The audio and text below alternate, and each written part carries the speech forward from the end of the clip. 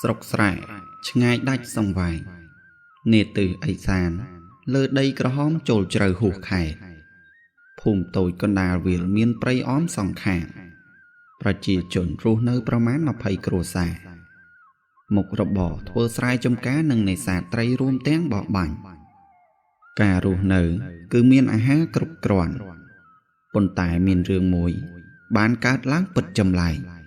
ពន្លឺក្រហមរះមកចែងចាំងពេញភូមិពេលនោះមនុស្សទូទាំងភូមិឈរសម្លឹងទាំងឆ្ងល់តែគ្មានអ្នកចាប់អារម្មណ៍វាជាអភូតហេតុអ្វីទេ4យាមក្រោយពន្លឺក្រហមក៏រសាត់ទៅបាត់យប់ឈានចូលមេឃងងឹត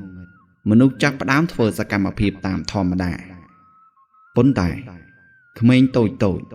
បែរជាដេកលងលក់ឡើងដឹងខ្លួនបបោមាត់ស្លេកស្លាំងរាងកាយទន់ល្វត់ល្វន់ដង្ហើមក៏ត្រូវរលត់ម្ដាយឪពុកស្រែកឆោឡោស្វែងរកជំនួយពីអ្នកភូមិដទៃប៉ុន្តែ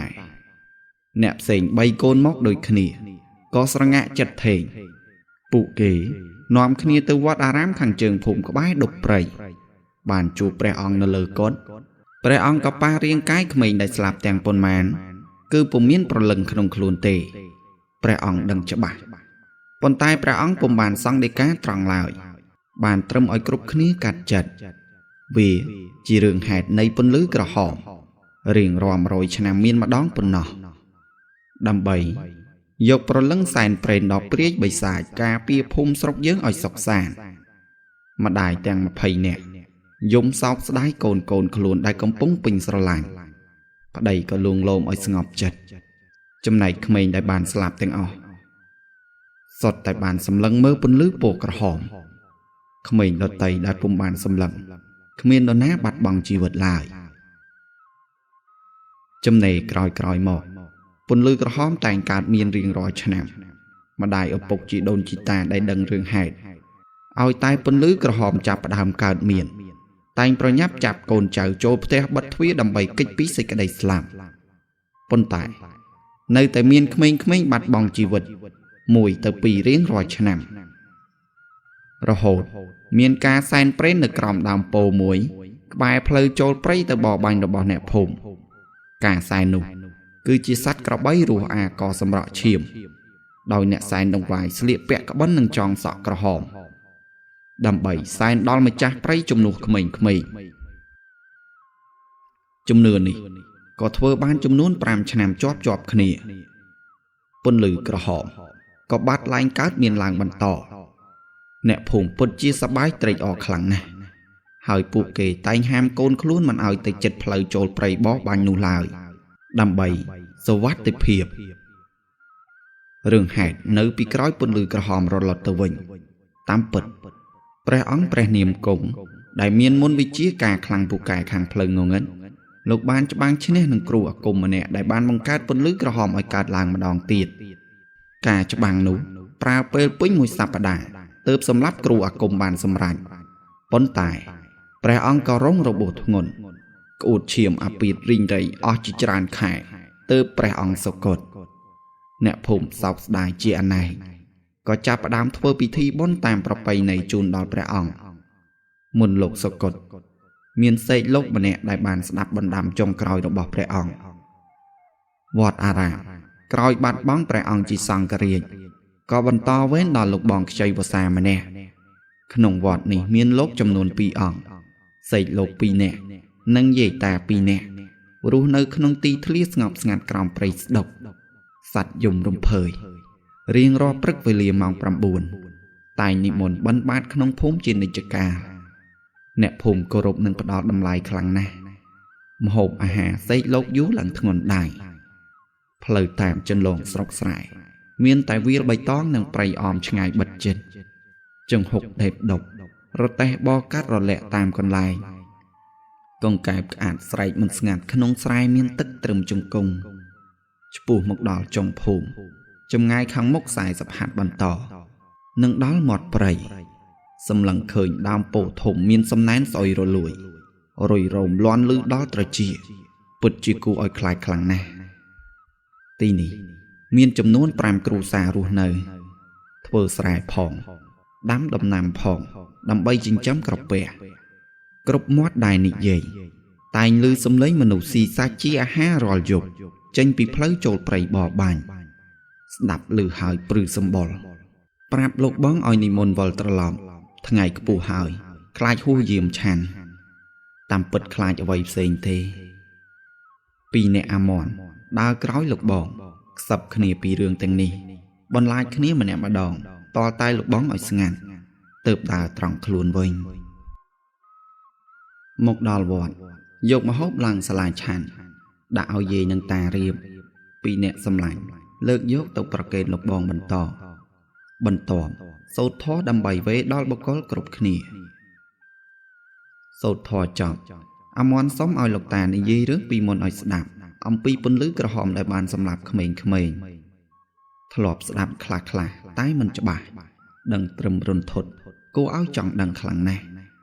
រឿងមួយទៀតផ្លូវចូលព្រៃទៅបរបាញ់ម្ដេចមានសត្វងាប់ច្រើនម្លេះលោកតាពុំនិយាយអ្វីទេបានត្រឹមឲ្យស្ងាត់ព្រះអង្គកំពុងឆាន់ក្រោយពីបាយទឹករួចនាំគ្នាលាងចានទុកដាក់ត្រឹមត្រូវរសៀលបន្តិចទំនេរពីការងារធ្វើដំណើរចូលភូមិដើម្បីលេងនឹងក្មេងដតីចម្ងាយផ្លូវពីវត្តទៅភូមិ40ហត្ថឆ្ងាយគួរសមដែរកាត់ព្រៃមួយស្របក់ដល់វាលស្រែគ្មានវត្តមានមនុស្សមានតែកុកចុះស៊ីចំណីតាមស្រែដតីម្លប់ក្រសាំងតាមផ្លូវមួយមានបាសាតុំជាចម្រោដល់ក្នុងភូមិមិនថាគ្រឹះហាខ្ទមឬគ្រឹះហាឈើលើ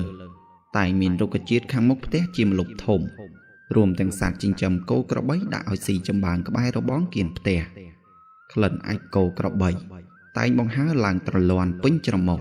ឲ្យតែឆ្លងកាត់លើជន្លងផ្លូវក្នុងភូមិដល់មុខរបងផ្ទះអាម៉ាំមានក្មេងមួយក្រុមចែកគ្នាលេងល្បែងផ្សេងក្រោមម្លប់ស្វាយនឹងមានលើដីខ្សាច់ទូលាយមកឈរអើតមើលតាមរបងប្រហោងធំក្មេងប្រុសនាំគ្នាលេងបាញ់ឃ្លីបោះឃ្លី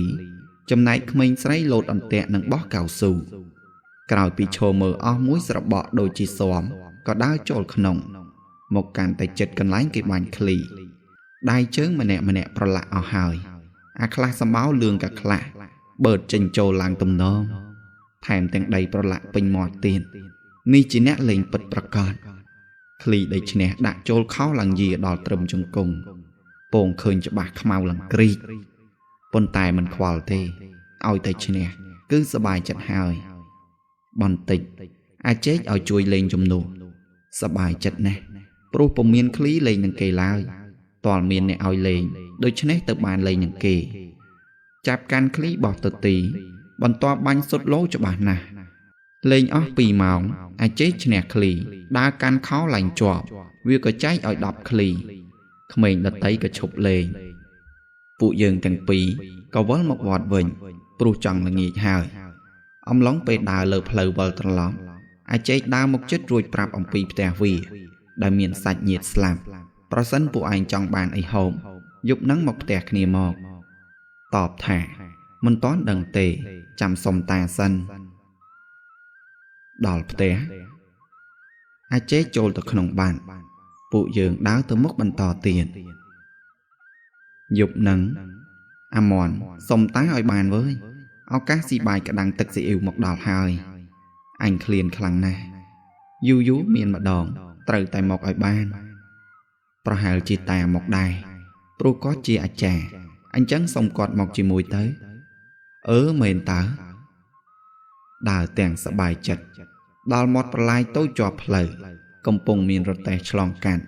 ក្មេងៗលោតលើបង្កាន់ដៃស្ពានឡើងទំនងតែមិនហ៊ានងូតខ្លាចទៅវិញយប់ដើរអស់មួយស្របក់ធំទើបដល់វត្តក្នុងព្រៃស្ងាត់សំឡេងក៏ហៅពីព្រះអង្គឡើងទៅលើកុដិក៏បានដំណឹងលោកបងនិមន្តទៅបន់សពជាមួយតាដើម្បីសូត្រមន្តចំណែកពួកយើងក៏បានទៅជាមួយដើម្បីជួយកាន់អីវ៉ាន់ប្រញាប់ចុះទៅងូតទឹកពីងក្រោយសាលាឆាន់យាយកំពុងបោសសម្រាមក្រោមនេះក៏ប្រាប់ឲ្យដុសក្អែលដៃជើងស្អាតបាតទៅកម្មពិធីបុណ្យកុំឲ្យខ្មាស់គេថ្វីត្បិតតានិងយាយមិនមែនជាយាយតាបង្កើតតែគាត់ស្រឡាញ់ពួកយើងខ្លាំងណាស់សុទ្ធតែជាមនុស្សកំព្រាដូចគ្នា ងាយយាយដល់ការសិក្សាវិញទីនេះគ្មានសាលារៀនឡើយអ្នកភូមិទាំងឡាយភាគច្រើនគឺមិនចេះអក្សររួមទាំងពួកយើងផងដែរមានតែលោកបងប៉ុណ្ណោះបានរៀនសូត្រជាមួយព្រះអង្គគង់ងូតទឹករួចឡើងទៅដោខោអាវដែលថ្មីជាងគេគឺមានស្នាមប៉ះ8កន្លែងយ៉ាងតិចខោជើងវែងអាវដៃខ្លីគ្មានស្បែកជើងកាន់ថង់យាមចាប់ផ្ដើមចេញដំណើរនាក្បាលប្រលប់តាមក្រោយតាទុកឲ្យយាយនៅវត្តតាឯងព្រោះគាត់ពិបាកដើរផ្លូវឆ្ងាយសម្រាប់ជើងចាក់ចេញតលតែងងឹតទៅមកដល់ចុងភូមិអ្នកចូលរួមមានច្រើនដើម្បីចែករំលែកការងារគ្នាទៅវិញទៅមកសពគ្របកន្ទេលលើគ្រែក្រោមផ្ទះក្បែរក្រោលគោសាច់ញាតិកំពុងសោកស្ដាយយំអាណិតកូនប្រុសខ្លួនដែលបានស្លាប់ទៅព្រះអង្គចូលខ្លួនទៅជិតដោយមានតាជាអ្នកចាត់ចែងឲ្យសាច់ញាតិយកនេះយកនោះមកដាក់តាមអ្វីតាប្រាប់ចំណែកអ្នកដតីអង្គុយលើកន្ទេលក្រាលខាងក្រោមសំពះដើម្បីស្ដាប់ធម៌ដែលបានឧទ្ទិសទៅសពដែលបានចែកឋានទីនេះសម្រាប់មនុស្សចាស់ចំណែកក្មេងៗដូចពួកយើងទៅខាងក្រោយស្វែងរកអាហារដើរគៀនរបងផ្ទះទីធ្លាងងឹតស្លុបគ្មានមនុស្សសោះបន្តិចស្រាប់តែភ្លើងទៀនបំភ្លឺច្រាងនៅក្រោមដើមខ្នុររូបរាងបុរសកំពុងតែចំអិនបាយខ្នងក្លិនឈ្ងុយដល់ហើយប្រហែលជាបាយក្តាំងទឹកស៊ីអ៊ីវជាមិនខានប្រាប់អាម៉នឲ្យចូលទៅសួរដើម្បីដឹងការពិតនឹកឆ្ងល់ម្ដេចគាត់ឈរចំអិនតែឯងស្ងាត់ឈឹងនៅក្បែររបងអញ្ចឹងចុះអ្នកដតីទៅណាបាត់អស់ហើយអាម៉នដើរចូលមុនដល់ក្រោយខ្នងពីជំហានពីគាត់អាម៉នសួរទៅលោកពូកំពុងធ្វើបាយក្តាំងទឹកស៊ីអ៊ីវមែនទេពូងក់ក្បាលដាយកាន់វែកចេះតែជោកឆាចុះឡើងទៅមើលមុខម្ហូបក្នុងផ្ទះយឺនក៏បានឃើញច្បាស់ទឹកពោក្រហមឆ្អៅវែកគោចុះឡើងស្រាប់តែក្បាលធ្លាក់ពីលើស្មាធ្លាក់ចូលទឹកបែកខ្ចាយឃើញហើយលុះប្រលឹងស្ទុះរត់ចេញវឹងមកដល់ចិត្តតាកំពុងសូត្រធម៌អ្នកភូមិសម្លឹងមើលហាក់ឆ្ងល់តាសួរមានរឿងអ្វីចុះអាម៉ាន់ទៅណាងាកមើលបាត់វាមែនកំពុងភ័យចង់ចេញអាចទៅហើយនោះឆ្លើយទាំងរដេបរដប់ថាអាម៉ាន់ត្រូវខ្មោចលងនៅក្រោយផ្ទះតាភ្ញាក់ព្រឺតងើបចេញស្ងាត់ឲ្យលោកបងសូត្របន្តមួយស្របក់តាដឹកដៃអាម៉ាន់មកវិញជាមួយទឹកមុខស្លេកស្លាំងដើរមិនចង់រួចពួកយើងមកឈរចិត្តគ្នាអ្នកភូមិមើលមុខព្រាតតែគ្មានសម្ដីសួរអ្វីទេម្នាក់ចេះតែមើលមុខគ្នាចុះឡើងដៃជើងញាស់តនជង្គង់ចង់ដួលម្ដងចំណែកខួរក្បាលគិតឃើញតែរូបភាពអំបាញ់មិញងាកមើលមុខអាម៉ាន់វាស្លេកស្លាំងខ្លាំងណាស់ដូចចង់កាំងទៅហើយតាក៏ដឹង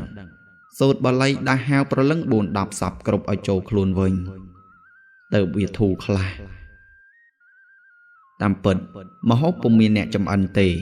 អ្នកភូមិជាអ្នកយកមកចូលគ្នាម្នាក់បន្តិចចែកគ្នាហូបម៉ោង8យប់អ្នកភូមិចាប់ផ្ដើមចែកផ្លូវគ្នាទៅផ្ទះរៀងខ្លួនសល់តែសាច់ញាតិ6នាក់និយាមសំការពារសัตว์ឆ្មាក្រឡង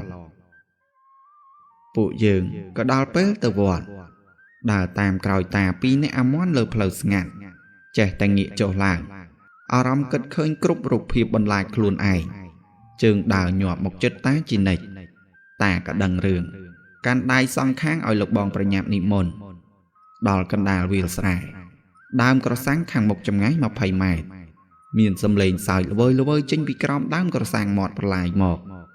ដំណើរបែរជារអាក់បន្តិចសំឡេងលោតទឹកប្រងសម្បុរព្រឺខ្ញាស់សម្ដីតាប្រាប់ថាមិនស្រួលលោកបងខ្ចីវសាផងសូត្រធម៌អត់ចេញទេញ័រព្រះបាទលើក្មេងៗទៀតតាក៏ស្រែកនិយាយចោលដោយប្រាប់ពីខ្លួនជាមនុស្សល្អគ្មានបំណងមកយាយីអ្វីទេសុំផ្លូវដើរផងខុសឆ្គងកុំប្រកាន់សម្រាប់ជើងពួកយើងបោះទៅមុខទាំងខ្លាចញញើតសល់10ម៉ែត្រពីដើមក្រសាំងភ្នែកសម្លឹងមិនដាក់ទៅទីនោះពន្លឺប្រខែភ្លឺព្រឿងផងតាសួរឃើញអ្វីទេអា2នាក់ដោយសារភ្នែកពួកយើងភ្លឺជាងអាម៉ាន់ប្រាប់ថាឃើញមនុស្សកំពុងលេងទឹកព្រឺក្បាលខ្ញាក់ម្ដងទៀតសក់បាសជ្រោង តាអោនកាន់ស្បែកជើងងើបឡើងលោកបងពីអង្គនឹងក្មេងៗតមុនបាត់ហើយតាស្រែកឲ្យចាំគាត់ផងតែគ្មានខ្វល់ទេសក់អ្នកណាក្បាលអ្នកនឹងហើយរត់ផុត10ម៉ែត្រសំឡេងសើចសប្បាយបន្លឺច្បាស់ពីក្រោយខ្នងធ្វើឲ្យពួកយើងប្រើលបឿនគ្មានខ្វល់ពីតាឡើយលោកបងពិតជានិមន្តលឿនណាស់តាមមិនតាន់ទេម៉ោង9ដល់វត្តយាយកំពុងអង្គុយលើគ្រែក្រោមកុដដុតចង្គៀងចាំផ្លូវលោកបងទាំងពីរអង្គនិមន្តដល់ដកដង្ហើមមិនស្មើស្បង់រប៉ាត់រប៉ាយបន្តិចកូនសេកលោកទាំងពីរមកដល់ដែរយាយសួរឯណាតាពួកឯងកំពុងដកដង្ហើមមិនស្មើប្រឹងប្រាប់ថាតានៅក្រោយម្ដេចពួកឯងមិនចាំតាផងតាចាស់ហើយភ្នែកមិនសូវច្បាស់មើលផ្លូវមិនឃើញជួយដឹកដៃគាត់ផងអត់ទេយ៉ាប់ណាស់ពួកឯងនេះមួយសន្ទុះធំទៅតាមកដល់ទាំងដង្ហក់ជាមួយរាងកាយប្រឡាក់សុតភក់សំបីតែសក់ក៏មើលឡើងយល់ដែរគាត់មកដល់ទម្លាក់ខ្លួនដេកលើគ្រែថ្មោលលោកបងមានសង្ឃដីកាថាញោមទាំងអស់គ្នានៅជជែកគ្នាលេងចុះអាត្មាចូលសឹងមុនហើយអាត្មាមិនស្រួលខ្លួនឡើងវឹងទៅលើតាមជណ្ដើរបិទទ្វារក្រាំងតាប្រាប់ថាមកតាមផ្លូវគេលេងឈុតធំឯងចាស់រត់មិនតាន់ក្មេងមើលមិនឃើញធ្លាក់ស្រែ3ជុំទម្រាំឡើងរួចវាលងអស់ចិត្តទៅហើយអាមនវាចង់សើចទះក្បាលវាមួយដៃព្រោះកំពុងភ័យចង់ចេញអាចទៅហើយនៅមានអារម្មណ៍សើចទៀតចៃដន្យខ្យល់ល្វើយយប់ស្ងាត់សំឡេងសត្វព្រឺព្រួចគ្មានវត្តមានមនុស្សដទៃពួកយើងចាប់ផ្ដើមខ្លាចបបួលយាយនឹងតាទៅដេកតែយប់នឹងសុំលោកបងដេកផងលោកបងបើកទ្វារមានសង្ឃដីកាថាអាត្មាមិនស្រួលខ្លួនហាមករញ៉េរញ៉ៃបិទទ្វារចាក់កន្លឹះក្រឹបពួកយើងមិនដឹងទៅណាឲ្យកក់ក្ដៅមានតែឡើងទៅសាលាឆានល្វឹងល្វើយដដែលនឹងដេករាប់ឆ្នាំមិនខ្លាចបែរជាមកខ្លាចយប់នឹងវាមិនសមយាយ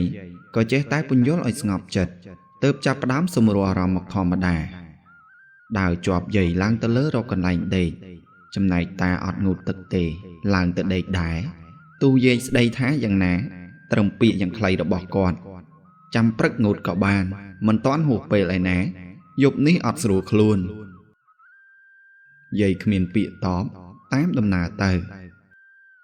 ដេកក្បែរព្រះពុទ្ធរូបរើខ្លួនចុះឡើងជាមួយអាមន់ភ្នែកបិទតែអារម្មណ៍នៅមិនស្ងប់កណ្ដាលរាត្រីឈានចូលសកម្មភាពនៃពពួករស់នៅក្នុងវត្តតាមដើមឈើទីតីចាប់ផ្ដើមដើរល្បាតសំឡេងឆ្កែលូឮដល់ត្រចៀកល្វើយសម្រាប់ជើងដើរខាងក្រោមក៏ឮថែមទៀតប្រឹងបិទភ្នែកឲ្យឆាប់លូស្រាប់តែអាមន់ដេកចិត្តប្រឹងរើខ្លួនដាច់ចិត្តបើកភ្នែកតិចមើលឃើញស្រមោលខ្មៅធំកំពុងសង្កត់វាភ័យខ្លាំងណាស់ក៏ធាក់វាមួយជើងវាចកន្ទេលវាដឹងខ្លួនទាំងដកដង្ហើមហន់តែងងុយពេកបិទភ្នែកដេកវិញដូចគ្មានរឿងអ្វីកើតឡើងសល់តែខ្ញុំងេមងាមសម្រាប់ជើងរត់ព្រៀតខាងក្រោមចៃដន្យរូបរឿងអ្វីមិនដឹងធំខ្ពស់ដើររំលងកត់លោកបងភ្ញាក់ព្រឹតផ្ងាក្រោយផ្ទះយកភួយក្រលុំទាំងញ័រដោយកូនកណ្ដុរមន់រងាវយាយទៅបោះសម្រាមតាទៅងូតទឹកខ្ញុំភ្ញាក់ដឹងខ្លួនដាក់អាមន់បន្ថែមងើបអង្គុយសួរវារឿងយប់មិញវាថាមិនដឹងអ្វីគិតត្រឹមជាការយល់សប្តិហើយថាម៉េចអញខ្លាចចង់ងាប់ឯងគិតត្រឹមយល់សប្តិចុះឯងចង់ធ្វើយ៉ាងម៉េចមែនមិនដឹងធ្វើអ្វីដដែលតោះទៅរកអីហោះចុះមកក្រោមយាយកំពុងដុតសម្រាមក្រោយកុដក្រោមដើមពងរោគាត់ប្រាប់ឲ្យទៅដកដំឡូងមីក្នុងចំការមកដុតហូបដើរទៅ2នាក់ទាំងម៉េចមិនទាន់ភ្លឺស្រឡះចេញតាមខ្លងទ្វារឈើខាងមុខដើរផុតព្រៃមួយដុបដល់វាលខាងក្រៅចំការដំឡូងខាងស្ដាំដៃចៃដន្យឃើញមនុស្សស្លៀកឈុតខ្មៅរត់ខាងមុខចូលព្រៃព្រឺរោមខ្ញាក៏សួរអាមន់មានឃើញអីអត់វាថាអត់ឃើញអ្វីទេ ក៏ចាត់ទុកព្រិលភ្នែកចុះដើរមើលដើមណាធំអោនដកបាន2គុំស្រាប់តែសំឡេងជើងរត់ខាងមុខមិនលើទៀតងើយទៅមើលយ៉ាងលឿនប្រទះភ្នែកខៀវថ្លែមួយគូអើតមើលក្រោយដើមម៉ាក់ប្រាងកាន់ដំឡូងមួយដៃរត់ទៅវឹងគ្មានមាត់ទេអាមន់ភ័យដែរកាន់ដំឡូងរត់តាមក្រោយមកដល់ចិត្តយាយដាក់ដំឡូងចុះទាំងហន់បន្តិចអាមន់មកដល់មាត់កំពុងពេបទឹកភ្នែកស្រក់មិនដាច់ភ័យពេកយំគ្មានសំឡេងយាយមើលមុខរួចសើចអត់សួរអ្វីទេងាកមើលមុខអាមន់ឯងឃើញដោយអញដែរមែនវាក្រវីក្បាលឃើញឯងរត់ចោលភ័យពេកបានយំយកដៃខ្ទប់មុខរួចចាត់ទុកព្រិលភ្នែកចុះអង្គុយដាក់ដំឡូងដុតក្បែរយាយជូនចំមេឃត្រជាក់ផងអាំងភ្លើងបន្ថែមមួយសន្ទុះដំឡូងឆ្អិនបកហូបទាំងក្តៅក្លិនឈ្ងុយកាន់តែឆ្ងាញ់ហូបទាំងក្តីសុខមេឃស្រឡះថ្ងៃរះខ្យល់ធ្លាក់កាន់តែត្រជាក់នេះដើមឆ្នាំអាប់ចុះពងរាយពេញវាលខាងក្រៅនឹងអមតាមជើងព្រៃកំពុងហូបដំឡូងមានក្តីសុខមិនដល់កន្លះម៉ោងផងស្រាប់តែពូចករត់មកទាំងត្រហេបត្រហប់រកលោកតាសម្លឹងមើលទៅគាត់ហាក់ស្លន់ស្លោមានរឿងចាំបាច់ខ្លាំងណាស់តាចុះពីលើសាលាឆាន់បដូរសម្លៀកបំពាក់រួចសម្ដីប្រាប់ថាមានរឿងទៀតហើយលោកតាពួកវាទៅចេញពីព្រៃបរបាញ់ឥឡូវដេកហូរឈាមតាមត្រចៀកដោយគ្មានដឹងមូលហេតុតែឲ្យគាត់ទៅមុននឹងធ្វើដំណើរតាមក្រោយពូរត់ទៅវិញភ្លាមតាមកចិត្តប្រាប់យាយមានបញ្ហាទៀតហើយប៉ុន្មានឆ្នាំមកនេះភូមិរបស់យើងរងទុក្ខឥតឈប់មិនដឹងពេលណាបានសុខទេតាមការសន្មតប្រហែលនៅមិនបានយូរទេតានិយាយចប់ចេញដំណើរភ្លាមតាក៏ហៅពួកយើងទៅជាមួយបានជាគ្នាងើបឡើងកាន់ដំឡូងដើរតាមក្រោយកំពុងដើរតាផ្ដាំថាកុំទៅណាផ្ដេសផ្ដាស់មកដល់ផ្ទះអ្នកជំងឺក្បែររបងផ្ទះអាចេកមនុស្សកំពុងដេកលើគ្រែមានស្ថានភាពជាទម្ងន់លែងដឹងខ្លួននៅតែដង្ហើមតិចប៉ុណ្ណោះតាមកអង្គុយលើគ្រែពិនិត្យតាមវិជ្ជាខ្លួនចេះខ្ញុំនិងអាមន់ឈរមើលចិត្តគាត់ដោយមិនខ្លាចឡើយបន្តិចតាប្រាប់គ្រប់គ្នាថាជាអំពើរបស់ខ្មោចព្រាយប្រហែលដើរប៉ះកន្លែងគេដោយគ្មានការអនុញ្ញាតប្រពន្ធនិងកូនរួមទាំងសាច់ញាតិយំមិនស្ងាត់អាណិតគាត់ជាមនុស្សស្លូតបូតចេះគោរពចាស់ទុំមួយថ្ងៃដឹងតែប្រឹងធ្វើការដើម្បីចិញ្ចឹមប្រពន្ធកូនអ្នកភូមិមកមើលប្រងព្រាតចង់ដឹងពីអាការៈរបស់គាត់មួយសន្ទុះជីដូនចាស់ដើរកាន់ឈើច្រត់មកពីក្រៅចូលមកចិត្តតាសួរមានរឿងអ្វីតែមិនចាប់អារម្មណ៍ឆ្លើយប្រាប់ទាំងមិនងាកមើលកំពុងរៀបរាប់មនុស្សជាច្រើនឆ្ងល់ម្ដេចតានិយាយម្នាក់ឯងប្រាប់ចប់សពគ្រប់ជីដូនហុចថ្នាំមួយកញ្ចប់ដាក់ក្នុងថង់យាមតារួចផ្ដាំថាទុកដាំឲ្យអាចារ្យនេះផឹកទៅតាងាកមើលបែរជាគ្មានមនុស្សសោះឃើញតែពីរនាក់យើងឈរជាប់គ្រែក្បែរជើងគាត់តាឆ្ងល់ចុះនរណានិយាយអំបញ្ញមិញខ្ញុំមើលឃើញតែអត់ដឹងតាចង់រកអ្វីទេតាក៏លូកដៃចូលថង់យាមមានថ្នាំដូចពាក្យប្រាប់គាត់ហុចថ្នាំឲ្យប្រពន្ធយកទៅដាំឲ្យប្តីផឹកភ្លាមមីងចុះពីលើគ្រែទៅជាមិនទាន់បានជំនួយពីសាច់ញាតិថែមទៀតតាងាកមកសួរមានឃើញនរណាមកឈរនិយាយចិត្តតាអត់ខ្ញុំប្រាប់ថាមានយាយម្នាក់គាត់ដើរទៅខាងក្រោយបាត់ហើយតាងើបដើរទៅតាមគៀនរបងដល់ក្រោយមានត្រពាំងទឹកនិងវាលស្រែតែមិនមានមនុស្សទេតាមកវិញគិតថាខ្ញុំកុហកប្រកែកឃើញច្បាស់នឹងភ្នែកតាក៏មិនបន្តោចំណែកអាមន់វាថាអត់ឃើញអីផងចប់អាប្រកាច់ឈរជាមួយគ្នាឆ្លើយអត់ឃើញតែឲ្យស្ងាត់ក៏បិទមាត់ងាកមើលមុខអ្នកផ្សេងកំពុងវែកញែកអំពីរឿងផ្សេងតាមការសន្និដ្ឋានមិនយូរប៉ុន្មានព្រះភិរុនទម្លាក់មកទាំងមេឃស្រឡះអ្នកភូមិមួយចំនួនធំរត់ទៅផ្ទះខ្លួនសល់តែសាច់ញាតិរងចាំមើលអាការៈអ្នកជំងឺតានិងចៅពីរនាក់ក៏ច្រកនៅទីនេះផងដែរភ្លៀងកាន់តែខ្លាំងមេឃចាប់ផ្ដើមខ្មៅងងឹតផ្គរចេញសូរខុសចម្លែកភ្លៀងខុសប្រក្រតី ច្បាស់ជាមានហេតុភេទអ្វីជាមិនខានរុនផ្ទះបាញ់ភឹងដាច់ដើមថ្នោតក្រោយផ្ទះជាពីរកំណាត់មនុស្សភ្ញាក់នឹងសំឡេងលាន់ខ្លាំងលុះប្រលឹងចេញក្រៅទឹកថ្នាំមកដល់គ្រាអ្នកជំងឺឲ្យផឹកបានមួយត្រឡោកក្អកជាខ្លាំងធ្វើឲ្យមនុស្សថយចេញពីគាត់គ្មានអ្នកនៅលើគ្រែចិត្តទេគាត់ប្រឹងក្អកអស់មួយសន្ទុះស្ទើរដាច់ដង្ហើមប្រពន្ធរត់ទៅក្រោយខ្នងរឹតជួយប្តីទាំងទឹកភ្នែកតាភ្នែកសនឹកក្នុងចិត្តគិតថាតិចមកពីថ្នាំធ្វើឲ្យអ្នកជំងឺកាន់តែធ្ងន់ធ្ងរទេដឹងស្រាប់តែពូក្អួតចេញសក់យ៉ាងវែងជាមួយទឹករងៃសាកសពគួរឲ្យខ្ពើមអ្នកមើលចង់ក្អួតតាមផងដែរតាចូលមកទាញសក់ខ្មៅនេះចេញផុតប្រមាណ4ម៉ែត្រពូអស់កម្លាំងដេកទៅវិញភ្លឹងប្រពន្ធនិងកូនសាច់ញាតិស្រែកយំភ្លាមតាប្រាប់ថាអ្នកជំងឺឡើងអីហើយឲ្យគេសម្រាកចុះកុំបារម្ភទើបម្នាក់ស្ងប់ចិត្តចំណែកសក់នេះយកទៅកប់ជាមួយឈាមឆ្កែខ្មៅឲ្យឆ្ងាយពីផ្ទះអំពើនោះនឹងវិលទៅម្ចាស់ដើមវិញជាមិនខានម្ចាស់ផ្ទះយល់ការហើយក៏ធ្វើតាមបញ្ជាលោកតាភ្លៀងក៏រាំងមេឃបើកស្រឡះតែទឹកជន់លិចផ្លូវអស់ទៅហើយមុនចាក់ចេញម្ចាស់ផ្ទះជូនអង្ករនិងសាច់ជ្រូកព្រៃមកលោកតាពីរអ្នកយើងទទួលកាន់ម្នាក់មួយចំណែកម៉ោង10ព្រឹក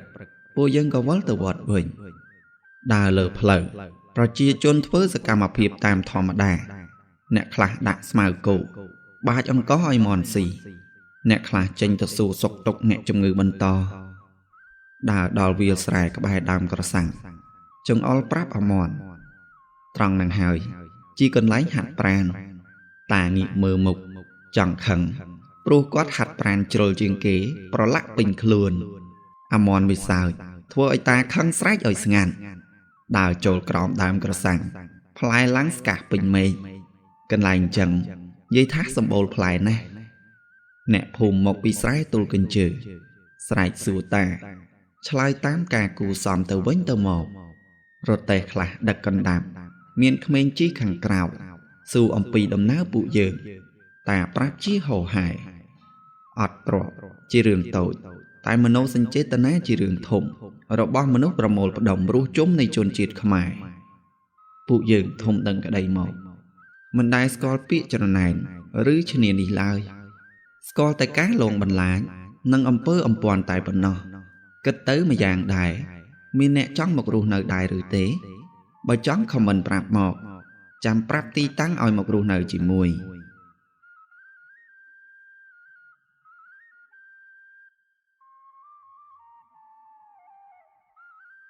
មួយឆ្នាំកន្លងផុតទីនេះក៏ប្រែផ្លាស់ទាំងស្រុងកើតជាគ្រោះទុរភិក្សប្រជាជនអត់ឃ្លានជាច្រើនគ្រួសារបណ្ដាលឲ្យការសែនព្រេនពុំបានប្រារព្ធហេតុការណ៍ក៏កើតឡើងយ៉ាងសាហាវមកលើអ្នកភូមិជាញឹកញាប់វត្តអារាមធ្លាប់បបោហូហៀប្រែជារកអាហារត្រឹមមួយពេលស្ទើរពុំបានដំឡូងដាំយ៉ាងងាយប្រែជាដាំឡើងបានស្រូវដាំមិនដុះធ្វើឲ្យអ្នកស្រុកកើតទុក្ខគ្រប់ក្រុមគ្រួសារពួកគេក៏នាំគ្នាមកដល់វត្តដើម្បីសួរដល់លោកតាខ្ញុំនិងអាមន់សម្លឹងមើលទៅពួកគាត់បបោមាត់ស្ងួតរាងកាយខ្វះធម្មពលរអ៊ូគ្មានអាហារហូបចុកកូនតូចឈឺស្កាត់ស្លាប់ជាបន្តជារៀងរាល់ថ្ងៃតើមូលហេតុអ្វីទៅបានជាដូច្នេះលោកតាក៏ឲ្យគ្រប់គ្នាស្ងាត់ដើម្បីស្វែងរកវិធីដោះស្រាយតែប្រជាជនមិនព្រមស្ងាត់ប្រឹងតមាត់លែងជឿជាក់ចោទតាជាអ្នកធ្វើឲ្យម្ចាស់ព្រៃក្តៅក្រហាយទើបបណ្ដាលឲ្យអ្នកស្រុកខ្លាយជាបែបនេះអ្នកភូមិក៏បបួលគ្នាវិលត្រឡប់មកផ្ទះដោយការជេរប្រមាថមកលើតាជាខ្លាំងការគិតរបស់ពួកគេនឹងចូលបបាញ់តាមចិត្តឯងវិញលែងខ្វល់ពីជំនឿស្អីទៀតហើយព្រោះអត់អាហារសំខាន់ជាងតែក៏ដកដង្ហើមធំរងំដោយពាក្យរអ៊ូមកថាយើងឈឺចិត្តខ្លាំងណាស់ខំប្រឹងដើម្បីគ្រប់គ្នាមិនហ៊ានគេចវេះស្លាប់ក៏ហ៊ានបដូរចុងក្រោយខ្លាចជាជនដែលត្រូវគេប្រមាថទៅវិញគួរឲ្យឈឺចាប់ណាស់តើគួរធ្វើដូចម្តេចទើបអាចជួយសង្គ្រោះភូមិយើងវិញបានតែ យកដៃអង្អែលក្បាលដោយការអាណិតព្រោះដឹងច្បាស់អំពីអាយុជីវិតក្មេងៗនឹងត្រូវបាត់បង់ម្ដងមួយប្រសិនគ្មានវិធីទប់ស្កាត់យើងត្រូវចូលព្រៃស្វែងរកតាបោះឲ្យជួយដោះស្រាយជាមួយម្ចាស់ព្រៃទើបមានសង្ឃឹមត្រឹមពួកយើងជាមនុស្សធម្មតាមិនអាចតវ៉ានឹងម្ចាស់ព្រៃបានទេលោកបងតុងមានសង្ឃដីកា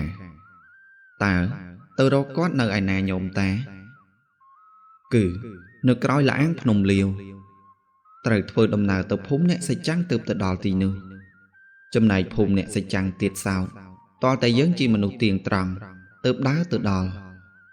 យើងចាស់ហើយរស់មិនបានយូរទៀតទេព្រមស្ម័គ្រចិត្តចេញទៅស្វែងរកភូមិសេចាំងដើម្បីបង្ហាញភាពស្អាតស្អំទើបយើងស្លាប់បិទភ្នែកជិនតែក៏នាំខ្ញុំនិងលោកបងតុំទៅជាមួយទុកឲ្យលោកបងខេននិងអាមននៅជាមួយយាយមើលថែគាត់យាយបារម្ភខ្លាចតាគ្មានកម្លាំងដើរឆ្ងាយតែតាតបថាជាអ្នកព្រៃភ្នំរស់នៅយូរឆ្នាំត្រឹមប៉ុណ្ណឹងគ្មានបញ្ហាទេយាយវាយាយក៏ស្រក់ទឹកភ្នែកតាលួងលោមដោយប្រើពាក្យយ៉ាងខ្លីឲ្យស្ងប់ចិត្តផ្សងទៅក្រែងជួយដល់ចៅយើងឲ្យនៅរស់យាយវាកុំបារម្ភយាយងើបទៅទាំងមិនមាត់កគិតទៅអាណិតលោកយាយណាស់តាំងពីអាយុ15ឆ្នាំចូលបម្រើការនៅវត្តមិនដែលឃ្លាតឆ្ងាយពីខ្លោងទ្វារសូម្បីមួយចំអាមរយៈពេល50ឆ្នាំកន្លងលោកយាយពូកែខ្លាំងណាស់តែពេលជួបនឹងបែកត្រូវតែឆ្លងកាត់ខ្ញុំទៅរៀបចំបង្វិចតិចតួចដើម្បីយកទៅជាមួយម៉ោង9ព្រឹកពួកយើងចាប់ផ្ដើមចេញដំណើរដើរលើផ្លូវវាលដីប្រេះបែកក្រហែងដើមឈើហូបផ្លែគ្រប់ប្រភេទងាប់គ្មានសល់ស្រះទឹកប្រែជារីងស្ងួតដល់ក្នុងភូមិសត្វចិញ្ចឹមស្លាប់ជាបន្តបន្ទាប់អ្នកភូមិឃើញពួកយើងឆ្លងកាត់ចូលផ្ទះបិទទ្វារគ្មានពាក្យស្វាគមន៍ផ្ទះខ្លះដាក់ទំនាយថែមទៀតដល់ចុងភូមិផ្លូវចន្លងព្រៃស្ងាត់បង្ហាញខាងមុខឃើញដើមពោធិ៍ច្បាស់សុទ្ធក្រុងឆ្អឹងសត្វងាប់ប្រងព្រាតបោះជំហានបន្តដើរដល់ក្បែរគួរឲ្យខ្លាចសម្បើមណាស់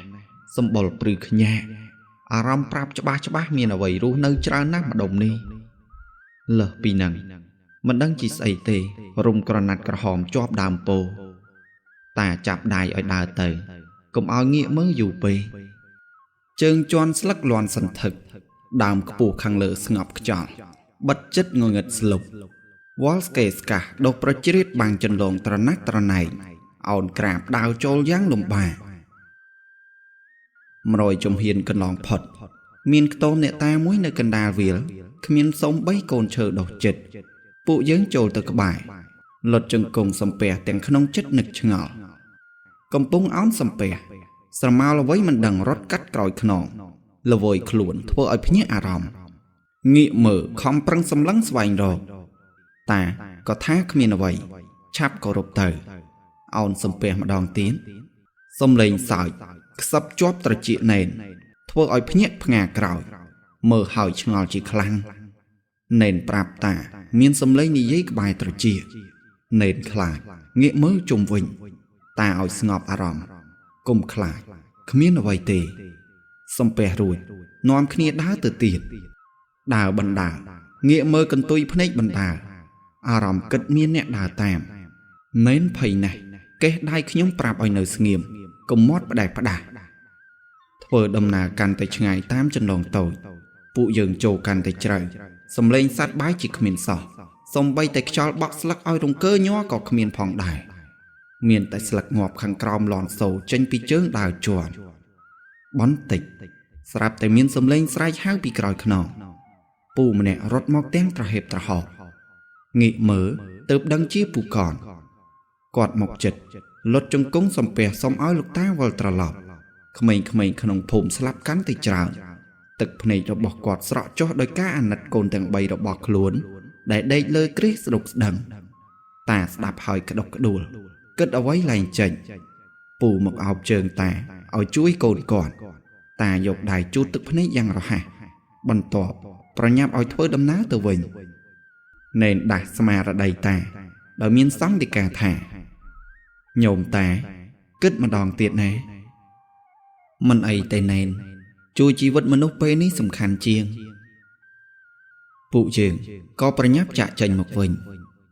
ក្បាលល្ងាចចេញដល់ក្បែរដើមពោធិ៍សុទ្ធតែក្រុងឆ្អឹងរវល់ក្រឡេកមើលបែរទៅមុខបាត់ស្រមោលពូកនឈឹងតាដកដង្ហើមធំស្ដីបន្តខ្លួនឯងដែលមិនស្ដាប់ណែនទុំណែនក៏បបួលឲ្យវិលទៅវត្តវិញប្រសិនធ្វើដំណើរត្រឡប់ក្រោយអាត្មាគិតថាមិនតាន់ពេលឡើយអាចនាំគ្រោះថ្នាក់ថែមទៀតពួកយើងក៏ដើរទៅវត្តទាំងការអស់សង្ឃឹមឆ្លងកាត់ភូមិប្រជាជនប្រើសម្ដីមើលងាយគួរឲ្យភិតភ័យព្រោះសម្ដីដែលប្រើគឺធ្ងន់ធ្ងរណាស់ប្រាប់ឲ្យពួកយើងទៅស្លាប់គំរោះនៅនាំទុកដល់ពួកគេមនុស្សបោកប្រាស់នាំគ្រោះចូលស្រុកភូមិទ្រាំរងការប្រមាថរហូតចេញផុតភូមិក៏សួរទៅតាម្ដេចពួកគេមើលមកពួកយើងជាមនុស្សអាក្រក់អញ្ចឹងគាត់ញញឹមរួចឆ្លើយតបធម្មតាទេកាលណាយើងមានប្រយោជន៍ផ្ដល់ឲ្យគេយើងនឹងក្លាយជាមនុស្សល្អប្រសិនយើងអស់ប្រយោជន៍ពេលណាយើងនឹងក្លាយជាសម្រាមដែលគេបោះបង់គ្មានស្ដាយទង្វើល្អរាប់ភ្លេចខុសតែម្ដងគឺជាកំហុសដែលចងចាំជានិច្ចដល់វត្តយាយនិងអាម៉ាន់កំពុងអង្គុយលើគ្រែឃើញវត្តមានពួកយើងញញឹមត្រេកអរណាស់យាយសួរម្ដេចមកលឿនម្ល៉េះទម្លាក់អង្គុយទាំងអស់សង្ឃឹមទឹកមុខបង្ហាញឲ្យគាត់ឃើញយាយក៏ឈប់សួរ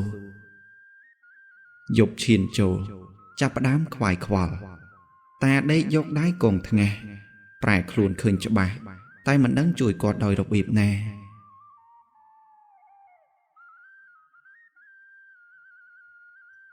3ថ្ងៃកន្លងផុតនាវេលាព្រឹកព្រលឹមពន្លឺក្រហមចាប់ផ្ដើមរះឡើងម្ដងទៀតឪពុកម្ដាយដែលមានកូនតូចនៅរស់ទាំងប៉ុន្មាននាំយកចូលក្នុងផ្ទះបិទទ្វារជិតគ្រប់កន្លែងហាមមិនឲ្យកូនសម្លឹងមើលវាឡើយប៉ុន្តែនៅតែរងគ្រោះលើគ្រួសារខ្លះក្មេងៗស្លាប់ជាបន្តបន្ទាប់មួយថ្ងៃ2ទៅ3នាក់សំឡេងស្រែកយំចាប់បន្លឺខ្ទរភូមិធ្លាយដល់វត្តចម្ងាយ2គីឡូម៉ែត្រទឹកភ្នែកប្រជាជនធ្វើឲ្យអ្នកគ្រប់គ្រងដោយលោកតាអាចារ្យឈឺចាប់តតែធ្លាក់ខ្លួនឈឺដេកមួយកន្លែងយាយមើលថែទាំងក្តីបារម្ភមិនយូរប៉ុន្មានតាក៏រងសម្ពាធផ្លូវចិត្តទាល់តែស្លាប់ណែន2អង្គសេកលោក2នាក់និងលោកយាយម្នាក់អង្គុយយំស្ដាយស្រណោះណែនសូត្រធម៌ទាំងទឹកនេត្រាស្រក់មិនដាច់អ្នកភូមិគ្មានអ្នកចូលរួមទេគួរឲ្យអាសូរខ្លោចចិត្តសពក្របក្រណាត់លើសាលាឆាន់គួរឲ្យសង្វេគពន្លឺរលត់យប់ឈានចូលពន្លឺក្រហមក៏បាត់ពួកយើងយកសពលោកតាទៅកប់ក្រោយវត្តកប់រួចរាល់នាំគ្នាវិលត្រឡប់មកវត្តវិញម្នាក់អស់សង្ឃឹមក្នុងការរស់នៅបន្តព្រោះគ្មានទីពំនាក់អាស្រ័យគ្មានអ្នកជួយជ្រោមជ្រែងចាក់ចេញក្រៅភូមិក៏មិនដឹងផ្លូវមួយណាមានតែប្រឹងរស់កំដរថ្ងៃស្លាប់ប៉ុណ្ណោះណែនទុំមានសង្ឃដីកាដល់ពួកយើងថាផ្សងចូលព្រៃទៅរកតាបោះនៅភូមិអ្នកសច្ចាំងទើបមានសង្ឃឹមជួយសង្គ្រោះប្រជាជនក្នុងភូមិយើងឲ្យសុខសាន្តវិញប្រសិននៅគង់តែស្លាប់ម្លោះហើយតើគួរឆាប់ចេញដំណើរឥឡូវដែរទេពួកយើងទាំង4ក៏បបួលគ្នាចាក់ចេញដោយលោកយាយផ្ដល់កម្លាំងចិត្តនិងកុំឲ្យពួកយើងបារម្ភគាត់អាចរស់នៅតែឯងបានយាយទាញពួកយើងមកអោបជាប់កាយប្រៀបដូចជាចៅអង្អែលក្បាលលីឡំទឹកភ្នែកស្រក់ចុះបង្វិចម្នាក់មួយស្ពាយចាក់ចេញទៅទាំងយប់ងងឹតដំណើរគ្មានដឹងទិសត្រើយដឹកនាំដោយណែនទុំឆ្លងកាត់ក្នុងភូមិផ្ទះនីមួយមានតែសំឡេងដង្ហើយទៀមទាកូនមកវិញនិងសំឡេងស្រែកយំដោយការឈឺចាប់ឆ្ពោះមកដល់ច្រកចូលព្រៃសម្លឹងដើមពោធិ៍ចម្ងាយ20ជំហានខាងមុខណែនទុំមានសង្ឃដីកាឲ្យគ្រប់គ្នាដឹងទោះឮសំឡេងអ្វីឃើញអ្វីក៏ដោយត្រូវធ្វើមិនដឹងមិនឮម្នាក់ដូចជាភ័យ តែប្រឹងតាំងអារម្មណ៍ដើម្បីបន្តដំណើរទៅទៀតសម្រាប់ជើងជន់ស្លឹកងាប់បន្តដើរចូលទៅឆ្លងកាត់ភ្លៀងសំឡេងសើចខ្លាំងផ្អើលជុំវិញពួកយើងចង់ភ័យតែធ្វើមិនលឺបន្តដើរទៅមុខជាមួយកន្ទុយភ្នែកងាកមើលគ្នាចូលទៅកាន់តែជ្រៅបេះដូងចាប់លោតខុសចង្វាក់មិនហ៊ានងាកត្រឹមកន្ទុយភ្នែកបែរតែប៉ុណ្ណោះអ្វីដែលសំខាន់គឺងងឹតស្លុបមានតែភ្លើងគប់ដុតបង្ហាញផ្លូវខាងមុខចេះតែដើរមិនឈប់រហូតព្រឹកព្រលឹមមកដល់ពន្លឺក្រហមចាប់ផ្ដើមរះមកពួកយើងជាក្មេងនាំគ្នារត់រកកន្លែងលាក់ខ្លួនដល់ទីវាលមួយកន្លែងឃើញដើមអ្វីមិនដឹងធំសម្បើមទៅពួនខាងក្រោយអង្គុយនៅស្ងៀមខ្លាចពន្លឺក្រហមជះត្រូវចំណែកនេនទុំគឺធំលើសគេពុំមានគ្រោះថ្នាក់ឡើយដូច្នេះលោកបងជាអ្នករ៉ាប់រងដើរស្វែងរកទឹកមកឲ្យពួកយើងផឹកនេននិមន្តចេញទៅតែអង្គឯងចូលព្រៃបាត់រីឯពួកយើង3នាក់ជាក្មេងស្របាគ្នាអង្គុយក្រោមម្លប់សម្លឹងមើលទិដ្ឋភាពទីតៃជួនពេលខ្លះពន្លឺក្រហមបាត់មួយស្របក់ក៏បើកឡើងមកវិញដេកចាំយូរសម្លឹងមកគ្នាភ្លឺមិនដឹងនិយាយអ្វីប្រឹងសន្សំកម្លាំងរៀងខ្លួននឹកក្នុងចិត្តតែឯងប្រសិនមានសត្វសាហាវចេញមកមិនដឹងធ្វើយ៉ាងម៉េចទេលោកបងទុំក៏វិលត្រឡប់មកវិញជាមួយផ្លែឈើនិងទឹកក្នុងបំពង់ងើបឈរសម្លឹងទាំងត្រេកអរស្រាប់តែសត្វខ្លាបង្ហាញខ្លួនធំប៉ុនគោឈរទល់មុខលោកបងទុំពួកយើងតក់ស្លុតខ្លាំងណាស់សម្លឹងមិនហ៊ានមាត់កទេនេនទុំនៅស្ងៀមមិនកម្រើកដូចគ្នាខ្លាដើរក្រវ៉ែលមកហិតច្បងជីវរចុះឡើងនេនទុំភ័យខ្លាំងពេកបោះជំហានរត់មករកពួកយើងខ្លាស្ទុះហក់ខំចំកញ្ចឹងកក្រវ៉ាត់ដាច់ប្រកេះចេញពីព្រះកាយបាច់ឈាមពេញដើមឈើជុំវិញទីនេះពួកយើងទាំង3តក់ស្លុតទាល់តែតន់ជង្គង់មិនធ្លាប់ឃើញហេតុការណ៍ស្រស់ដូចនេះធ្វើឲ្យបេះដូងប្រែជាឡើងដើររៀបនឹងផ្ងាក្រោយអាមន់ចាប់តន់ដង្ហើមបែកជាឡើងដកជីបចោឡើងដើរអាមន់ប្រឹងអង្រួនឲ្យភ្ញាក់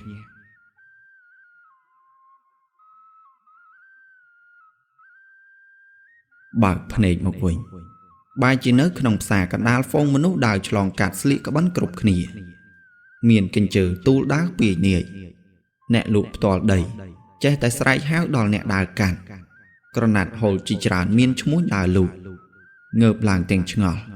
តើខ្លួននៅទីណាហេតុអ្វីទៅមកដល់ទីនេះប៉ះរាងកាយគឺពិតប្រាកដក្រឡេកទៅខាងមុខចំចម្ងាយប្រហែល5គីឡូដី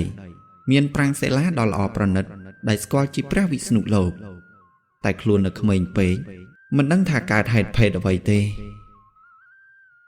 ដើរមើលគេឯងសម្ដីនិយាយក៏ខុសប្លែកការស្លៀកពាក់ក៏មិនដូចគ្នា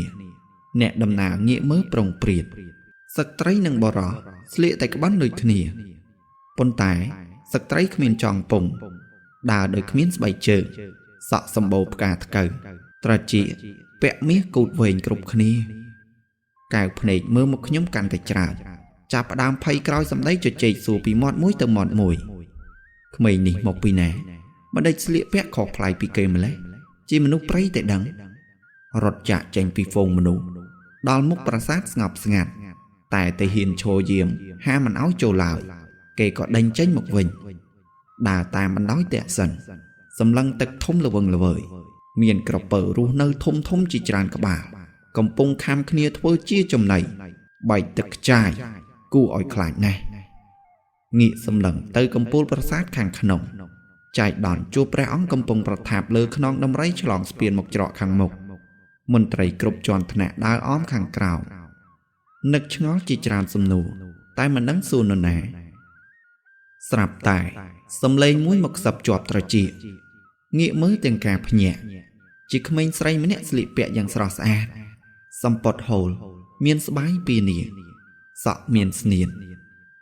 បួងចងយ៉ាងសមសួននាងញញឹមតិចវ័យប្រហែលស្របែនឹងខ្ញុំ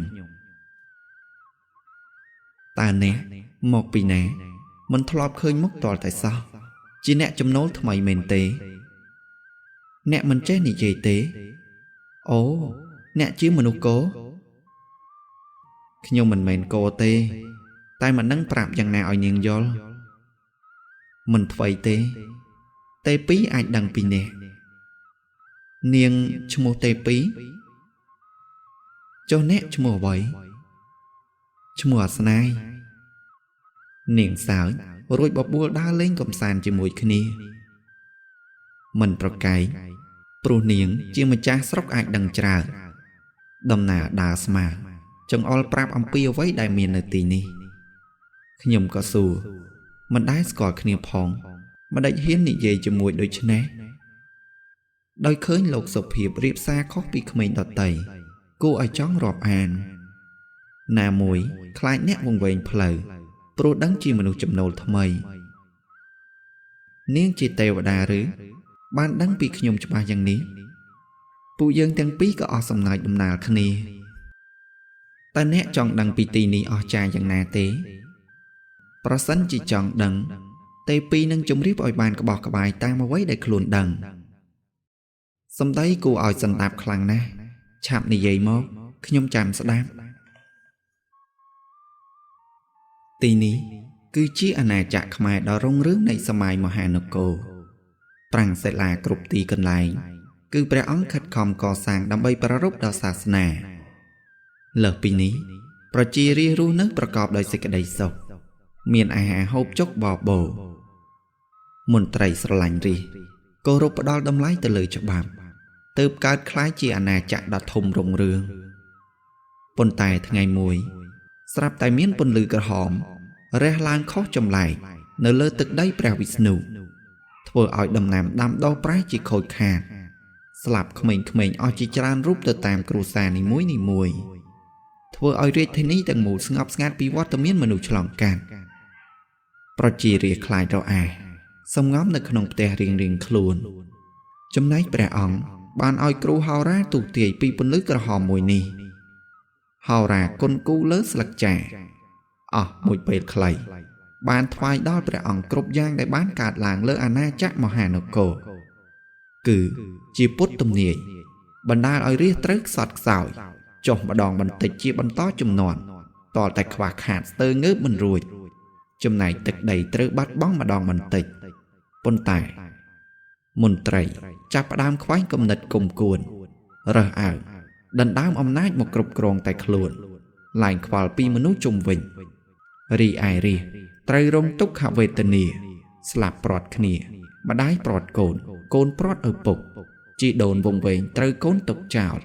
ông pờ lọ dọc mọc bắt băng một rờ bò khmau ngô nghịch đầm bay pro prất cùng oi nạp xên đằng lư pre ong trung pre a piệt mùi rồng pịnh cõi sân đáp xâm đầy cừu hào ra ta rừng rào từng ní hai đôi vây nom ói mò hà nó cô dừng chột sỏi đòn mà lần crap tùl pre ong cứ chia bần đa xá để trà chọp nâng xe lá lờ tực đầy đo công sót rồi bỏ pre ong ta miền vị thị đầm bay cai pre oi rìa dừng rú nơi ban sọc đài rư tê crap tùl pre ong song kriềm đại biêm túc pí pro tay chật khang nòm oi cả chỉ cru công nát đó pro tay dương bòn tỏ rọp rối chùm nòn bị bạn nâng ngợp oi khlang khla pro tay cồn chào chùm nòn còi sờ lạnh ông nát lạnh qual pi pro chi ri đôi chân này đầm nọ sải miên tay sọp sai oi miên cả thưa ông pơ ló bàn tràn khật khom sặc xa khmai trơi tay rụp ruộng ao vậy đại can tay bị xe cứ thà chạm này dây mò lúc nơi sẽ tới thua vậy crap tu khăn protect tăng mùn trời lực túi vì xài ọp rùng bom bạt ông pơ bục rồi lùi đọ môn tray cả bà pì bọn to thưa cách cá đại bom rào rì dàng bật bạc con nơi khăn ông pro trùng môn tray tăng lái để cho đạp nghĩa mơ một khía tăng chngol nâng xâm đây cú oi phầy khai còi mò pre ong khất khom thưa cách cá nì khẳng nè chột chui rì đầy rong tốc tam phùm nì trùng bàn tột khơi nhận cho bà ông pi ca ru nơi giang lồng bà trong pôn lư cái hóm mình toàn rồi lên rung lồng tầm một mình bàn pôn mà trùng cỏ pi rồ to tái trồ tì vòng côn phụ dường đà đỏ khlong thuyết tên lệ ổng Xâm lận tạo thmọ cầm pung trô diệm A rõm hạ châm lại Đôi miên pro lưng khăn rụp châm lại Chụp tol mục tạo thmọ Lợi đai từ stiếp ông ái tèng bật phá này A rõm tờ tùa bàn sốt chí cái chi chấp ra bọc ra chì rì cụp châm non Phượng sân kriềm bom phanh cụp giàng Rì rùng tục can tay về tình nghĩa Vì mùi châm non từ mùi châm non Niềng chạp đài đọ chênh một vinh Đọ nâng hàm tên hòn Niềng đặt đai mọc ông quý cầu mà lục chờ các bái tẹ sân chết ní Niềng có bình dôl tiệt thả Cụp prang sẽ là Sốt tay miên đúng pro lần rùa nờ Bụ quạt cứ chi nẹ bụ cái khang môn vị trí cả Miền bò rì và sốt chi sát thông thông cả bìa Bồn tài Đói bế để chênh cho bằng nâng giật trời Chạp đám xếp môn bà đòi tì chè đò còn tòa Rồi hột hiên bẹ ly luôn nằm bầy chay chôm nè chún mò hà nô cổ Thầy ta bật rụp cài bụ quạt tự bạch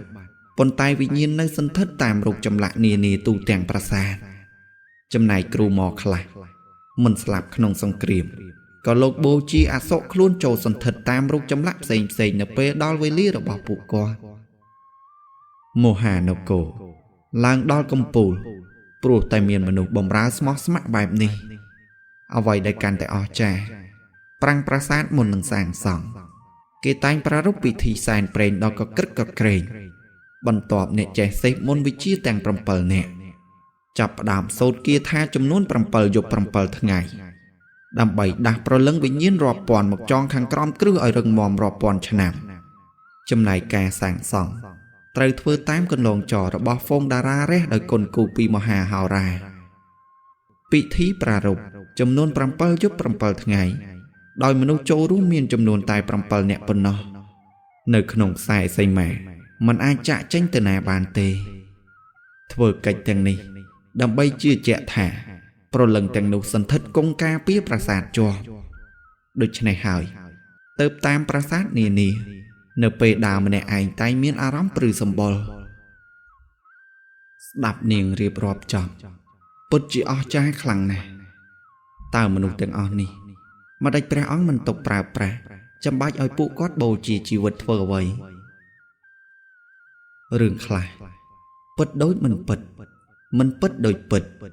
Hai đầy nóm ôi mình nụ chạy tay dôl cho lòm nâng khní Bè óng chong rẽ sang mình nụ khăn bù cài nè chết bè cài Đàm bay bông rá bè rì cho cách khăn nè Bồn tài bê khla Cứ chỉ rướng chăm bánh Môn trầy smart tròn Mê tốt smart tròn Tợp lộc hiên bẹ lý đầm bày bè ong bắn to krong rít lực stùi bật tè chui đo rít bắn to tiền Nẹ khăn bù cài tên ổ nụ Ai pra sai tẹ tông bán nì ngày bình bào Nìa bèl Rẹ smay plư thá lơ cầm pùl pra sa Đùng pro lưng đại ban bẹ lý chô sân thật tàm rụt châm lạ nì nì Sột sừng rong cham ca bí pra sa tên ổ Nì Kê hào thả Cho bạp tâm loa Ồ Dọl hai Bê nụ Mình đấng chi miền rừng vậy Sạp tại đố sân lắm mùi rùng bịch Bồn lư thả Có họ hào tờ lỡ về hà chạ ngay bí tực đầy mà hà nực cổ Chiên đo xa mái bè bạt bởi nhì dạt Sát trong cõi này mà hà nực cổ Sân kriềm tanh cát miên ật chụp chổ Trong bồn lư cơ hòm đôi hò ra bán tù tìa Khi nhục Có bảo phần này là Khơi khuôn đếch lỡ đầy xài các bài phùm mùi Chùm ngài pi rôi mát cơ lây tờ mờ Lư xâm lên xài dùng Nâng phlên chết sân thô sân thờ Bón tịch Có miên tì hiến mùi cổng Chỉ xe mọc bí lơ phớt còi khăn Nghĩa mờ Cái phần này mê to mà nẹ nghĩa xâm lần ật bịch Cảnh ảo vật cục đài Chôl tờ khăn phúng khăn mộc Ngợp chỗ mơ tới chát bà dột Rồi viên tọp sliệ bẹ bố cỏ hòm Miên mũ nâng tọp ao đầy khlấy sliệ các bắn buông sọ Kẹ chọp đài mê tọp chít lờ xe Họ cặp chạy dàng ong ai Xâm lắp sắc trức miền nhỏ nhờ đài Cái phần này xâm lần pi trong ngay thua ai phật phẩy Tọ slot nhỏ đài trường Kìa nụ Có lưu xâm lấy tù mùi tùm hừng Bài tờ mờ Phùm tăng mũ trời chẹt tịch tị Khăn ổng chật kịch thả Mà nụ pro hát slap khmiên xào tê Có tàng chật mùi Chôl tới chuối sân cửu Rọt lờ chân lộn đầy chân hụt Cao một lúc mùi mùi Miền sải sòng khang ខ្យល់ត្រជាក់ធ្លាក់ខុសផ្លាយទាល់តែពពកខ្មៅរួមរឹតធ្លាក់ភ្លៀងមួយរំពេញមកដល់មាត់ភូមិមនុស្សដេកលើដីមានច្រើនសន្ធឹកពុំដឹងនរណាខ្លះនៅរស់ឡើយដើរចូលយឺតសម្លឹងមើលយ៉ាងយកចិត្តទុកដាក់ឃើញបុរសម្នាក់កំពុងកំរើកខ្លួនចេញពីកំណោបាក់បាយសង្កត់រត់ទៅជិតជួយទាញតោងទាល់តែរួចខ្លួនមុខប្រឡាក់សុតឈាមគ្រាគាត់ដួលខ្លួនឯងយ៉ាងលំបាកទៅអង្គុយផ្អែកក្បែរជណ្ដើរក្រោមភ្លៀងធ្លាក់ខ្លាំងស្នាមញញឹមរបស់លោកផ្ដាល់មកកែវភ្នែកបង្ហាញពីការគិតក្នុងចិត្តនាំឲ្យខ្ញុំមានអារម្មណ៍ចម្លែកដូចជារូបខ្លួនអញ្ចឹងសម្ដីប្រឹងនិយាយថាឆាប់រត់ចេញទៅទិសខាងលិចទីនោះនឹងមានមនុស្សចាំជួយសង្គ្រោះឯងហើយគាត់ក៏ផុតដង្ហើមទៅប្រឹងអង្រួនយ៉ាងណាក៏ឡើងភ្ញាក់ទឹកភ្នែកស្រក់ទាំងភ័យខ្លាចបន្តិចមានសេះជាច្រើនជិះមករត់ចូលពួនក្រោយកំណោបាក់បាយក្រោយនេះតបពាក់មុខឈប់ហើយសម្លឹងរេរបន្តិចក៏ជិះទៅមុខបន្តងើបចេញរត់ទៅតាមពូទាហានប្រាប់អំបញ្ញមិញកាត់ភ្លៀងក្រោមខ្យល់ត្រជាក់រាងកាយចាប់ផ្ដើមញ័រញាក់អស់ពេលជាយូរវេលាថ្ងៃត្រង់មេឃក៏រាំងស្រឡះបែរជាពន្លឺក្រហមចាប់រះម្ដងវិញធ្វើឲ្យភ័យខ្លាចប្រឹងរត់រកកន្លែងជ្រកក្រឡេកចុះឡើងឃើញខ្ទមមួយនៅមាត់ផ្លូវចម្ងាយ20ជំហានប្រឹងរត់ក្រោមព្រៃមកដល់ចូលជ្រកទាំងដង្ហើមដកមិនស្មើស្រាប់តែសំឡេងខាងក្រោយសួរថាតើឯងជាអ្នកណាបែកខ្លួនភ្ញាក់ព្រឺតធ្លាក់ពីលើគ្រែដល់ដីពន្លឺក្រហមក៏ជះចប់ធ្វើឲ្យភ័យបិទភ្នែកស្រែកមួយទំហឹងមួយស្របក់ដូចមិនអីបើកភ្នែកបែរជាឃើញមេឃងងឹតស្លុបងើបឡើងឃើញខ្លួនឯងដេកលើកំពង់ទឹកវាល្វឹងងាកចុះឡើងធ្វើឲ្យកាន់តែភ័យខ្លាចតើខ្ញុំនៅទីណាស្រាប់តែមានដៃខ្មៅមួយចេញពីទឹកចាប់ជើងជាប់ក្រចកវែងប្រឹងតោកមិនឡើងស្រែកសុំជំនួយឲ្យគេជួយតែគ្មានមនុស្សឡើយដៃចាប់បន្ទះក្តារនៅតែមិនជាប់ក៏ធ្លាក់ចូលទឹកស្រែកឡើងលឺឆ្លុះទឹករហូតទាល់តែដាច់ដង្ហើមបើកភ្នែកឡើងមកវិញភើតពុះខ្លាំងណាស់ឃើញខ្លួនដេកលើភ្នំក្តៅចាស់ខ្យល់បោកបក់ខ្លាំងងើបឈរមើលទិដ្ឋភាពជុំវិញសុទ្ធតែវាលបៃតងដាច់កន្ទុយភ្នែកនឹងជួរភ្នំដតីវែងអន្លាយសំឡេងស្រែកចេញពីខាងក្រោយបែរទៅមើលឃើញជ្រូកព្រៃមួយក្បាលរត់មកបុកខ្លួនមួយទំហឹងបណ្ដាលឲ្យធ្លាក់ពីលើថ្មមកក្រោមសែនជ្រៅស្រែកមួយអស់ខ្យល់តតែភ្ញាក់បើកភ្នែកឡើងបែរជាឃើញខ្លួនកំពុងដេកក្នុងព្រៃនៃកន្លែងដដែលអាមន់នឹងណេនកំពុងយំស្រណោះអង្រួនរាងកាយឲ្យភ្ញាក់ដឹងខ្លួនទឹកភ្នែកចាប់ស្រស់អាឡោះអាឡាយស្ដាយគ្រប់យ៉ាង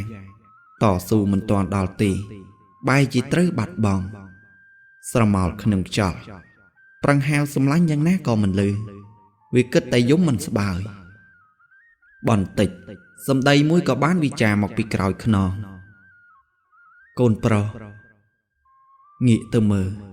ត្រេកអរខ្លាំងណាស់អ្នកម្ដាយនិងលោកពុកឈរទន្ទឹមគ្នាសើចញញឹមយ៉ាងស្រស់ស្អាតរត់ទៅអោបគាត់ទាំងពីរជាមួយសេចក្តីកក់ក្ដៅពុកម៉ែគុំទៅណាចោលកូនទៀតណាពួកគាត់ញញឹមងោកក្បាលបង្ហាញពីការយល់ព្រមតោះឆាប់ទៅផ្ទះថ្មីយើងបាទម៉ែកែវភ្នែកក្រឡេកទៅចំក្មេងស្រីម្នាក់ស្លៀកហូលនឹងស្បែកពីនីកំពុងឈរផ្ដាល់ស្នាមញញឹមនៅក្រោយខ្នងអាមន់ចាប់ផ្ដើមស្រងាក់ចិត្តនឹកឆ្ងល់ពេញអរ៉ាស្រមោលពួកយើងក៏ត្រូវរលាយបាត់មួយរំពេញក្រឡេកមកទិដ្ឋភាពជាក់ស្ដែងអាមន់កំពុងស្រែកយំជាខ្លាំង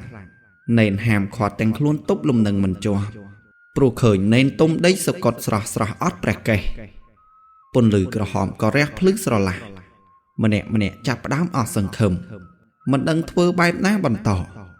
អាមន់យំទាល់តែហើមភ្នែកដោយសម្ដីនិយាយថា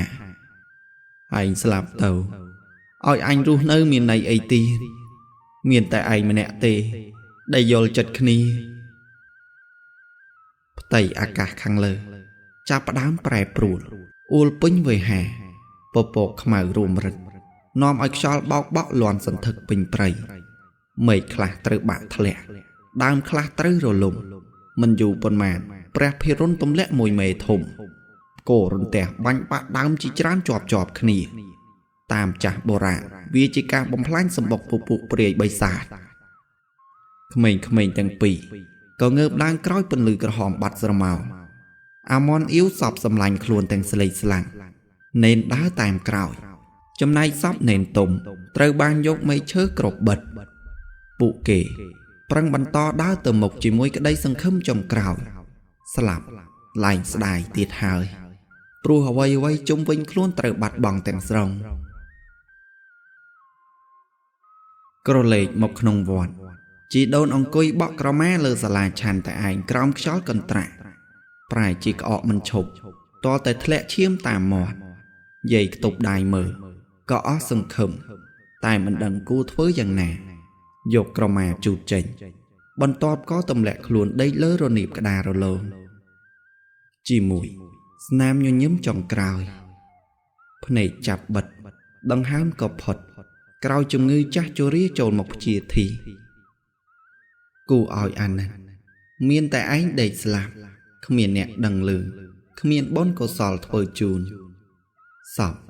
ត្រូវទុកចោលកណ្ដាលវាលអាសូរខ្លាំងណាស់ក្រឡេកទៅអ្នកភូមិតាមគ្រួសារនីមួយចាប់ផ្ដើមធ្វើទុកអំពីជំងឺរាតត្បាតដោយហូបទឹកមិនស្អាតម្នាក់ចាប់ផ្ដើមរីករុះមិនឈប់ស្លេកស្លាំងអស់កម្លាំងកំហែងដេកមួយកន្លែងគ្រួសារខ្លះក៏ត្រូវបាត់បង់សមាជិកបណ្ដា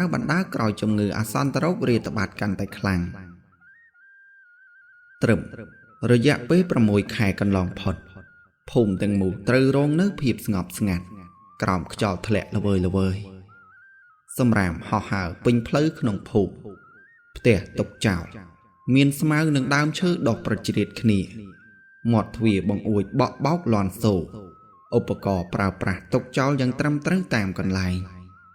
សម្បុកសត្វមានគ្រប់គេហដ្ឋានទីនេះคล้ายជាសួនកំសាន្តរបស់សត្វព្រៃយ៉ាងពេញលេញចំណែកអាម៉ុននិងនេនក៏ធ្វើដំណើរទៅដល់ភូមិអ្នកសច្ចាំងពួកគេត្រូវបានអ្នកភូមិយកទៅក្នុងលាអាងចិញ្ចឹមបីបាច់ថែរក្សាស្នាយក៏ទទួលផលបុណ្យពីអ្នកសច្ចាំងទាំងឡាយបានផ្សាយធម៌ជូននេនខេននិងអាម៉ុនខិតខំរៀនសូត្រមន្តវិជ្ជានិងបាលីដោយក្តីសង្ឃឹមនៅពេលធំឡើងអាចជួយសង្គ្រោះប្រជារាស្ត្រឲ្យរួចផុតទុក្ខលំបាកជួបតែសេចក្តីសុខជារៀងដរាបតទៅ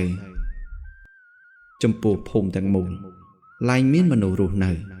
អ្នកសច្ចាំងក៏បានដឹងក្រោយប្រមាលមើលរួចជម្រាបប្រាប់ពួកគាត់ក៏ពន្យល់ដល់អ្នកទាំងពីរមិនឲ្យចាកចេញត្រឹមដឹងដំណឹងគឺគ្រប់គ្រាន់ហើយមិនអាចជួយពួកគេបានឡើយនេះគឺជាកម្មផលដែលបានសាងទាំងឡាយដូច្នេះហើយត្រូវទទួលសាងអំពើល្អឲ្យបានច្រើននិងចម្រើនដល់ជីវិតជួបសេចក្តីសុខបរិបូរណ៍ខិតខំរៀនសូត្រស្រឡាញ់សៀវភៅការពារទឹកដីមានគុណធម៌សិលធម៌និងសច្ចធម៌រឿងដែលសំខាន់ឧស្សាហ៍មើលម្ដាយឪពុកនៅផ្ទះតើពួកគាត់ចាស់ប៉ុណ្ណាហើយកុំខិតខំតតែភ្លេចអ្នកមានគុណទាំងពីរលោកតែងផ្ដល់ស្នាមញញឹមដល់យើងជានិច្ចបណ្ដាំចុងក្រោយកុំភ្លេចព្រះរស់កុំរស់ភ្លេចឧត្តមគតិសូមអរគុណ